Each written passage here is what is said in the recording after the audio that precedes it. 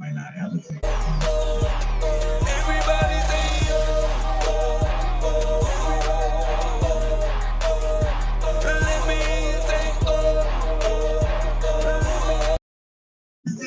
Okay, so let's go ahead and skip past the formalities and get this out here because everybody knows what's going on in Russia and Ukraine. It's the top story. If you don't know what's going on, then you just been under a rock somewhere. But there's an element of this that nobody's wanting to point out that in my studies this morning I came across. And so I just want to put this question out to you, the rest of y'all, and see what y'all think about this. So my question is this. Good morning. How you doing, Maryland Musings? Thank you for joining me. And this is an important question about this whole Russia-Ukraine thing because Ukraine is a member of the UN as well as Russia. And I don't want people to get UN and NATO confused because they are not the same. Because I had this conversation with someone this morning and they were trying to argue with me saying that Ukraine's not a member of NATO. No, they're not. But NATO and UN is not the same.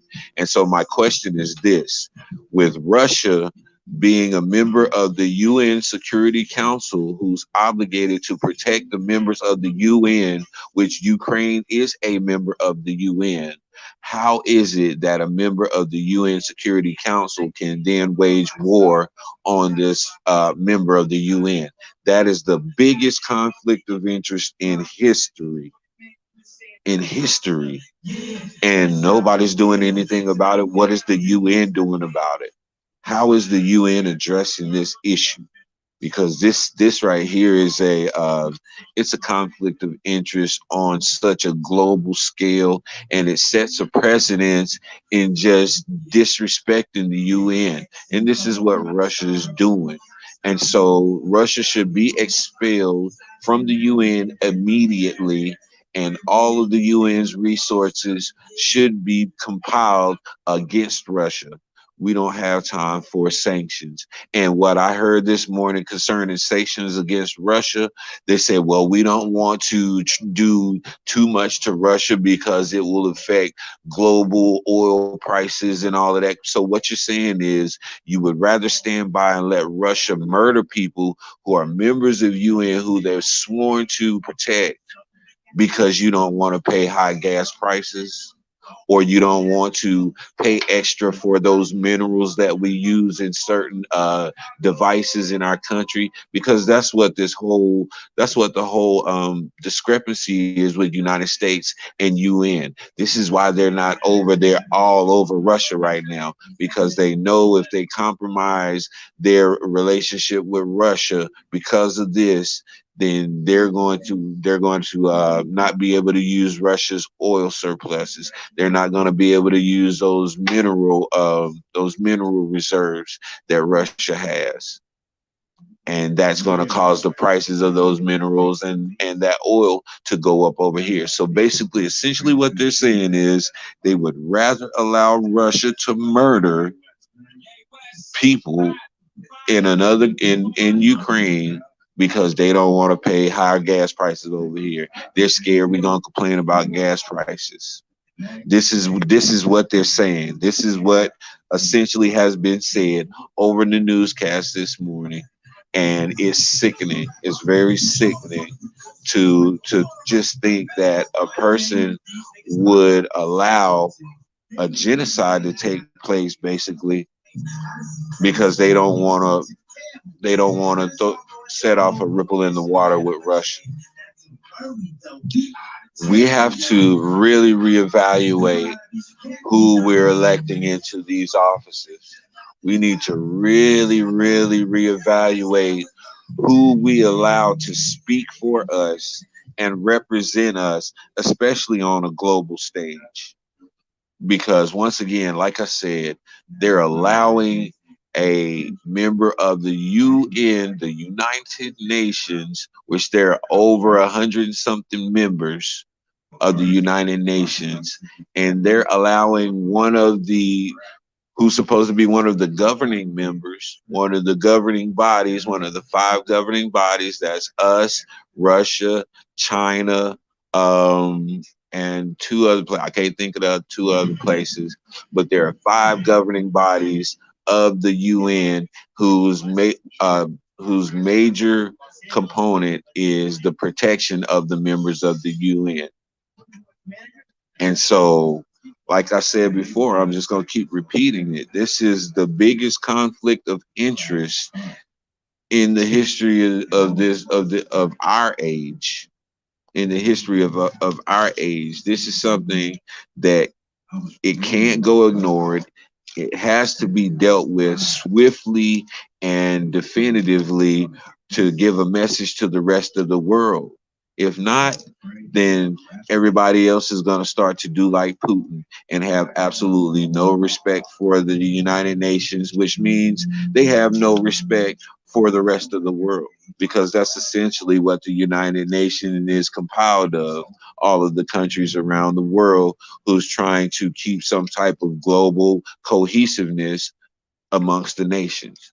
And so if they just totally piss on that and disrespect that, what do you think everybody else is going to do? They're going to follow suit, especially if you're not doing anything other than talking about some little sorry ass sanctions. You're talking about sanctions while these people are blowing up hospitals and blowing up airports so that people can't get out of the country. And this is what Joe Biden calls a solution. Joe Biden is very soft. The Democratic Party has always been very soft. And this is one of the main reasons why a lot of people have moved to the Republican Party, for the simple fact that Democrats are just so soft and they're always reactive instead of proactive. But that's a bipartisan thing right there. That's not just the Democrats. Republicans as well are reactive instead of proactive. And so if when you take this into consideration, you're going to have to understand what we're dealing with. And we have to do things on our level to safeguard ourselves, because if we're looking to this government who has shown us nothing but failure after failure after failure, then whatever you get when that time comes, you can't blame nobody but yourself, because you're relying on a failed system who fails us constantly and have shown that they cannot protect not even their domestic interests as well as their foreign interests. So if you can't protect anybody, you're just a shell of what you're trying to portray out to the people. You're not that image. United States is not as strong as they claim to be. They're like they sell wolf tickets a lot and hope that their reputation precedes them. But if you call their bluff, you'll see that the United States really cannot do much of anything. Because, like I've stated before, and I'll continue to state again, these presidents do not run anything. Do you know who's really calling the shots on this war or this invasion? You know who those people who owns 85% of the world's wealth are? Because I guarantee you they can stop Putin from shooting one more bullet right now. If they said stop it right now, Putin would not let another bullet go across that line from Russia to Ukraine. And that's the truth. And anybody who does not understand that, then I suggest that you study on a much more diligent level and go deeper into it then, and don't just stop at our government or our president, because the president has a boss. President is a slave too. Yeah, yeah, the president is a slave. So when we're looking at this whole Russia and Ukraine battle, we have to look at it through a much wider lens, because we're looking at it from such a small scope of it just being a personal battle between Russia and Ukraine. Russia and Ukraine have been fighting like the Palestinians and the Jews in Jerusalem. They've been fighting for hundreds of thousands of years and all of that. So this is nothing new to them. This is just us seeing it in this era. And so, you know, the people in this era, they don't know that old stuff. It's like your grandparents trying to tell you about slavery. Well, over there, it's like their grandparents and great grandparents trying to tell them about the battles that they've had with Russia. None of the new people in Ukraine know anything about that, or they haven't had that experience before. So, of course, they're going to be scared. Of course, they're going to be frantic and panicking because they didn't think it was going to happen. But now that it's actually taking place, now the reality is sinking into them of the potential of them losing their lives. Now their mortality is in question, and now they're afraid. So people, we have to start taking life more seriously. We have to quit making memes about everything, because I woke up this morning and the first thing I saw is TikToks about Russia and Ukraine. Everybody cracking jokes and making jokes like it's so damn funny.